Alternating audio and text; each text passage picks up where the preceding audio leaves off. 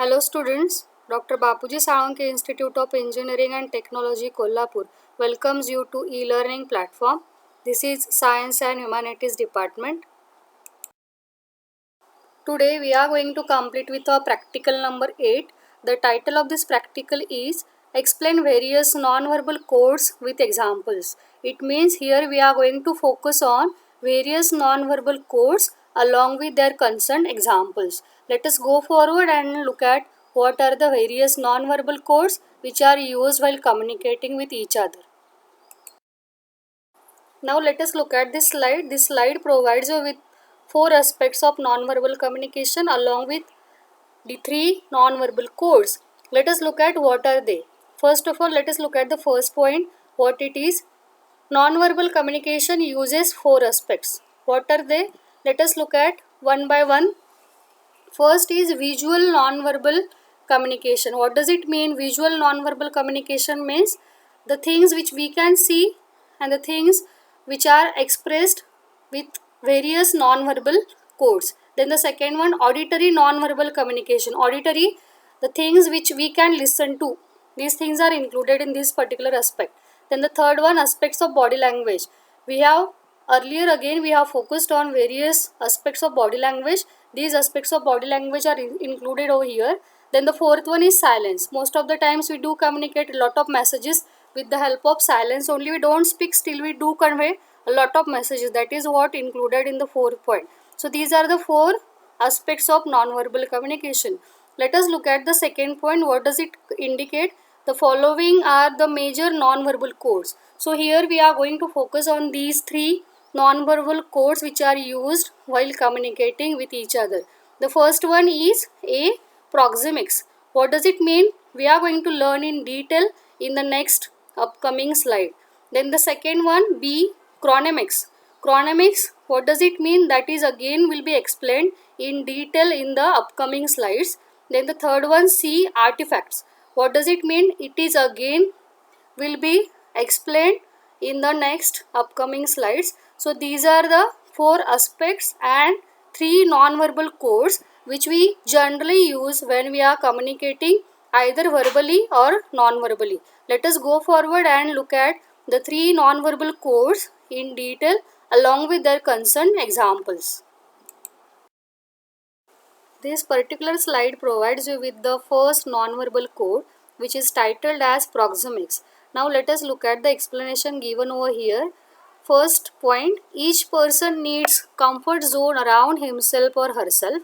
It means a person wants some space. ह्याचा अर्थ काय आहे? ज्यावेळी आपण एखाद्या व्यक्तीबरोबर कम्युनिकेशन करत असतो त्यावेळी प्रत्येक व्यक्ती कम्फर्ट झोनमध्ये राहायचा प्रयत्न करत असते. मग आता हा कम्फर्ट झोन किंवा त्या व्यक्तीला जे स्पेस पाहिजे कम्युनिकेशन करताना त्याला आपण प्रॉक्झिमिक्स म्हणतो. आता पुढे जाऊन जे पॉईंट्स आहेत ते तुम्हाला जास्त ही टर्म एक्सप्लेन करतील. Let us look at the second point. Proxemics is derived from proximity. आता प्रॉक्झिमिक्स हा जो शब्द आहे तो प्रॉक्झिमिटी ह्या शब्दापासून डिराइव्ह झाला आहे. आता प्रॉक्झिमिटीचा अर्थ काय बघूयात. प्रॉक्झिमिटी मीन्स नियरनेस और क्लोजनेस. आता ज्यावेळी आपण एखाद्या व्यक्तीबरोबर कम्युनिकेशन करतो त्यावेळी त्या व्यक्तीच्या तुम्ही किती जवळ किंवा किती लांब उभं राहिलाय ह्याला प्रॉक्झिमिटी म्हणतात किंवा प्रॉक्झिमिक्स म्हणतात. म्हणजे आता हे जे आहे तुम्ही त्या व्यक्तीच्या जवळ किती उभं राहिला आणि लांब हे कशावर ठरतं? It is decided on the relationship you are having with the person with whom you are communicating. ज्या व्यक्तीबरोबर तुम्ही बोलताय त्या व्यक्तीबरोबरचं तुमचं रिलेशन काय आहे, कसं आहे, ह्याच्यानुसार हा जो स्पेस आहे, हे जे डिस्टन्स आहे जी तुम्ही मेंटेन करता त्या व्यक्तीबरोबर बोलताना हे ठरतं. Now let us look at the third point. Proxemics refers to space और distance maintain between the communicators. आता मी सांगितलं तेच इथं सांगितलंय की तुम्ही एखाद्या व्यक्तीबरोबर बोलत असताना तुम्ही दोघांमध्ये जे डिस्टन्स, फिजिकल डिस्टन्स ज्याला आपण म्हणतो, स्पेस जो मेंटेन करता त्याला आपण प्रॉक्झिमिक्स असं म्हणतो. It gives fair idea about closeness और रिलेशनशिप बिटवीन और अमंग देम. आता मी थोड्या वेळापूर्वी सांगितलं की हे कशावर डिसाईड होतं मग की तुम्ही डिस्टन्स किती ठेवणार आहे. It is decided on the relationship between और अमंग द कम्युनिकेटर्स. तुमच्यामध्ये आणि तुमच्या त्या रिसिव्हरमध्ये या दोघांमध्ये रिलेशन कसं आहे ह्याच्यावरून हा क्लोजनेस किंवा आपण काय म्हणतो डिस्टन्स जे तुम्ही मेंटेन करता हे डिसाईड होतं. Now let us look at the fourth point. Proxemics suggest that A communicator feels comfortable when proper distance is maintained between the sender and receiver. आणि हे जे डिस्टन्स आहे हे प्रॉपर डिस्टन्स जर मेंटेन केलं तरच कम्युनिकेटर जो आहे तो कम्फर्टेबल फील करतो. समजा तुम्ही एखाद्या अनोळखी व्यक्तीबरोबर बोलायला लागलाय आणि त्या अनोळखी व्यक्तीबरोबर बोलत असताना तुम्ही खूप त्याच्या जवळ जाऊन उभं राहिला तर ती व्यक्ती तुमच्याबरोबर कम्युनिकेशन करत असताना कम्फर्टेबल फील करणार नाही.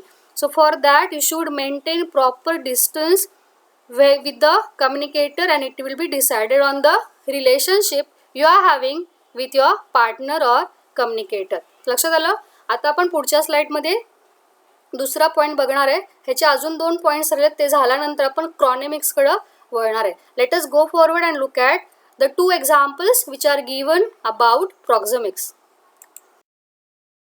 Just before some time I said that we are having the non-verbal codes along with their concern examples. So first non-verbal code we have discussed, which is titled as proxemics. So this particular slide provides you with 2 examples of proxemics. 2 examples दिले तिथं मी proxemicsचे. पहिलं example बघूया. In an exam when a student is writing answers and the supervisor comes and stands near the student feels uncomfortable and may lose the link of writing. म्हणजे काय, एक एक्झामचं environment दिलंय, इथं student त्याच्या प्रश्नपत्रिकेतल्या प्रश्नांची ॲन्सर्स लिहायला लागले आणि सुपरवायझर त्याच्या बेंचजवळ गेला आणि तिथं खूप वेळ त्याच्याजवळ उभं राहिला तर त्या स्टुडंटला त्या प्रश्नांची उत्तरं लिहिताना कम्फर्टेबल वाटणार नाही आणि त्याचं कॉन्सन्ट्रेशन जे आहे ॲन्सर्स लिहितानाचं कॉन्सन्ट्रेशन लूज होणार आहे. तर हे कशामुळे झालं तर डिस्टन्स जे मेंटेन केलं होतं ते खूप क्लोजनेस आला त्याच्यामध्ये, त्यामुळं त्या स्टुडंटला अनकम्फर्टेबल वाटू शकतं. तर सेकंड एक्झाम्पल दिलं in a classroom communication situation, a teacher communicates from distance with the students. आता ज्यावेळी क्लासरूममध्ये टीचर आणि स्टुडंटचं कम्युनिकेशन होतं त्यावेळी त्यांच्यामध्ये प्रॉपर डिस्टन्स मेंटेन केलेलं असतं. When 2 friends communicate between them they don't think or maintain any distance between them. मग ज्यावेळी 2 फ्रेंड्स जे क्लोज फ्रेंड्स आहेत ज्यावेळी ते एकमेकांशी कम्युनिकेशन करत असतात त्यावेळी ते डिस्टन्सचा इतका विचार नाहीत करत. They can stand near or very close to the friend and he or she can communicate easily and freely with the friend. आता आपण हे असं का होतं तर ज्यावेळी तुमचं एखाद्या व्यक्तीबरोबर खूप क्लोज रिलेशन असतं त्यावेळी तुम्ही त्या व्यक्तीच्या खूप जवळ उभं राहून सुद्धा कम्युनिकेशन करू शकता. मग त्यावेळी ती दुसरी व्यक्ती जी आहे ती अनकम्फर्टेबल फील करणार नाही. पण ज्यावेळी हे जे रिलेशन आहे ते खूप फॉर्मल असतं, for example teacher and student ह्यांच्यामध्ये प्रॉपर डिस्टन्स मेंटेन केलंच जातं आणि नाही केलं तर मग जो रिसिव्हर आहे तो अनकम्फर्टेबल फील करू शकतो. So these are the 2 examples of the first non verbal code which is titled as proxemics. Let us go forward and look at the second non verbal code which is titled as chronemics. This slide provides us with the second non-verbal code which is titled as chronemics. Now let us look at the explanation which will make the very term chronemics clear to us. The first point, chronemics is the utilization of time. आता chronemics चा अर्थ काय आहे, तुम्हाला जो वेळ मिळाला त्याचं प्रॉपर युटिलायझेशन करणं ह्याला आपण chronemics म्हणतो. Someone who observes time very sincerely shows disciplinary nature. आता प्रत्येक व्यक्ती डिसिप्लिन असते असं नव्हे, प्रत्येकाला वेळेचं महत्त्व जितकं एका व्यक्तीला तितकंच दुसऱ्या व्यक्तीला असेल असं नव्हे. मग आता ज्यावेळी एखादी व्यक्ती टाईमच्या बाबतीत खूप सिन्सिअर असते त्यावेळी आपण त्या व्यक्तीचं नेचर कसं आहे असं म्हणतो, डिसिप्लिनरी आहे. म्हणजे त्या व्यक्तीच्या पर्सनॅलिटीमध्ये खूप डिसिप्लिन आहे असं आपण म्हणतो, कारण ती वेळेला खूप महत्त्व देते. मग हे individually it will differ. The second point, any action which is timely done, completed in the available time has more effect. आता मग हे टाईमला आपण जे महत्त्व देतो, एखादी गोष्ट तुम्हाला दिली, काहीतरी प्रोजेक्ट दिला किंवा एखादा टास्क तुम्हाला कंप्लीट करायला दिलं तर जो वेळ आहे तुमच्याकडं किंवा तुम्हाला जी टाईमलाईन दिलेली आहे, डेडलाईन दिलेली आहे त्याच्यामध्ये जर त्याच्या अगोदरचं तुम्ही पूर्ण केलं तर त्याचा जास्त इफेक्ट होतो असं इथं सांगायचं आहे. Third point, when any speech is too stretched it doesn't have expected effect. आता मग एखादं स्पीच असेल तर ते खूप स्ट्रेच केलं ज्याला आपण मराठीमध्ये ताणलं म्हणतो, खूप ताणलं एखादा विषय तर त्याचा एक्सपेक्टेड इफेक्ट होत नाही. And if it is too short take again it fails to make its effect. माझा अर्थ असा आहे का खूप लेंदी नको आहे म्हणून खूप छोटं पाहिजे नाही, तर ते खूप छोटं असेल तरीसुद्धा त्याचा इफेक्ट इतका होत नाही. Means you should maintain the proper rapport between the time you are having, and you should complete or you should end up with your speech in the given time period. The fourth point, it in any assignment or project is, if any assignment or project is to be completed within a week and it is completed in 1 or 2 months, it loses its value. इथं काय सांगितलं, एखादा project जर तुम्हाला दिला आणि तुम्हाला deadline दिले की एका आठवड्यामध्ये हा पूर्ण झालाच पाहिजे आणि तुम्ही त्या प्रोजेक्टसाठी 1 किंवा 2 महिने लावले तर त्याची व्हॅल्यू ॲब्सोल्युटली कमी होणार आहे. So time sense is very necessary in any communication. आणि त्यासाठी क्रॉनेमिक्स म्हणजे काय म्हटलं आपण मगाशी, युटिलायझेशन ऑफ टाईम. तर तुमच्याकडे जो वेळ आहे त्याचं प्रॉपर युटिलायझेशन हे झालं पाहिजे आणि ते झालं तरच तुम्ही काय व्हाल तर कम्युनिकेशन प्रोसेसमध्ये सक्सेसफुल होणार आहे. Last point, what does it tell you about? Let us look at the last point in this slide. It is thus proper utilization of time, that is chronomics, shows whether the communicator is punctual or unpunctual, organized or disorganized. आता मग हे टाईमचं जे proper utilisation आहे ज्याला आपण क्रॉनॉमिक्स म्हणतो, हे काय सांगतं तर कम्युनिकेटर जो आहे तो पंक्च्युअल आहे की अनपंक्च्युअल आहे, ऑर्गनाइज्ड आहे की डिसऑर्गनाइज्ड आहे, हे तुम्हाला ह्याच्यातून कळतं. That is what about chronomics, that is the second non-verbal code. Let us go forward and look at the third non-verbal code, which is titled as artifacts. Here in this slide I have explained the third non-verbal code, which is titled as artifacts. Now let us look at the explanation given. The first point, artifacts are the things which are used to decorate. मग आर्टिफॅक्टचा अर्थ काय आहे, अशा गोष्टी ज्या तुम्ही decorate करण्यासाठी वापरता. मग डेकोरेट करण्यासाठी तुम्ही बऱ्याचशा गोष्टी वापरता, त्या सगळ्या आर्टिफॅक्ट्समध्ये इन्क्लूड होणार आहेत. Late us look at the explanation given. They may work as barriers. आता बऱ्याचशा वेळेला मग काय होतं, हे जे तुम्ही ह्या ज्या गोष्टी वापरता डेकोरेट करण्यासाठी, एखादी रूम डेकोरेट करण्यासाठी, ती बऱ्याचशा वेळेला बॅरियर्स किंवा डिफिकल्टीज आणू शकते तुमच्या कम्युनिकेशन प्रोसेसमध्ये. कसं ते आपण पुढे जाऊन बघणार आहे. But on the other hand they can help create congenial environment for communication. मग असं आहे का की प्रत्येक वेळी ज्या डेकोरेटेड थिंग्स तुम्ही वापरता त्या प्रत्येक वेळी बॅरियर्स म्हणूनच काम करतात तर नाही.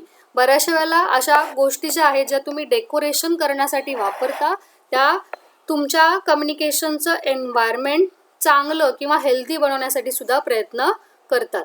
Now let us look at the second point. The artifacts communicate about the likes and dislikes, choice, luxury, status, etc. of a communicator. मग आर्टिफॅक्ट्स ज्या आहेत जे तुम्ही वापरता त्या काय कम्युनिकेट करतात तर तुमच्या आवडीनिवडी, तुमची चॉईस ज्याला सिलेक्शन म्हणतो आपण, लक्झरी, तुमचं लिव्हिंग, लक्झरियस लिव्हिंग असेल तर ते सुद्धा हे आर्टिफॅक्ट्स कम्युनिकेट करतात. आणि स्टेटस, इवन स्टेटससुद्धा कम्युनिकेटरच्या ह्या एवढ्या गोष्टी कम्युनिकेट करण्याचं काम आर्टिफॅक्ट्स करतात. आता एक्झाम्पल दिले मी इथं. Let us look at the third point. For example, if the place of communication is elegantly decorated with flowers, it ambience is very pleasant. आता बघा, तुम्ही एखाद्या व्यक्तीबरोबर फॉर एक्झाम्पल एक फॉर्मल मीटिंग कंडक्ट केलेली आहे आणि तुमची मीटिंग रूम जी आहे ती खूप चांगल्या पद्धतीने फ्लावर्सनी डेकोरेटेड केलेली असेल तर त्याचा ॲम्बियन्स जो आहे तो खूप प्लीजंट होतो. हां, मग पुढे एक पॉईंट दिला बघा. But if the place is over decorated, various fragrances have been spread all over the place, it may adversely affect the communication. मग असं आहे का की तुम्ही खूप डेकोरेशन करायचे तिथं नाही. So that again should be taken into consideration that proper decoration of flowers और other things should be done. If you over decorate your room then it may adversely affect the communication. मग याचा तुमच्या कम्युनिकेशनवर वाईट परिणाम किंवा एक चुकीचा effect होऊ शकतो. कशामुळे, जर तुम्ही खूप ओव्हर डेकोरेट केलं तर त्या रूममध्ये खूप फ्रॅग्रन्सेस स्प्रेड झालेले असतील तर ते काय होणार आहे, तुमच्या कम्युनिकेशन प्रोसेसमध्ये बॅरियर्स म्हणून काम करणार आहे, जसं मी वरती सांगितलं. मग तुम्हाला इथं काय काळजी घ्यायची आहे की तुम्ही जे डेकोरेशन करताय किंवा तुम्ही ज्या गोष्टी वापरताय डेकोरेशन करण्यासाठी त्या गोष्टीमध्ये प्रॉपर मेजरमेंट असलं पाहिजे. That is what you should keep in mind. So this is the third non-verbal code, which is titled as artifacts. Okay, we are going to stop over here. Our practical number 8 has come to an end. This is your assignment number 8. Copy down the points as it is on assignment pages as assignment number 8. मी काय म्हणाल लक्षात आलं? हा जो काही content मी इथं presentation through दिलेला आहे तो आहे असा असाइनमेंट पेजेसवर असाइनमेंट नंबर 8 म्हणून तुम्हाला लिहायचा आहे. Okay. In the next practical we are going to complete with our assignment number 9. पुढच्या वेळी आपण पुढच्या प्रॅक्टिकलमध्ये 9वी असाइनमेंट पूर्ण करणार आहे. Here will stop. Thank you so much.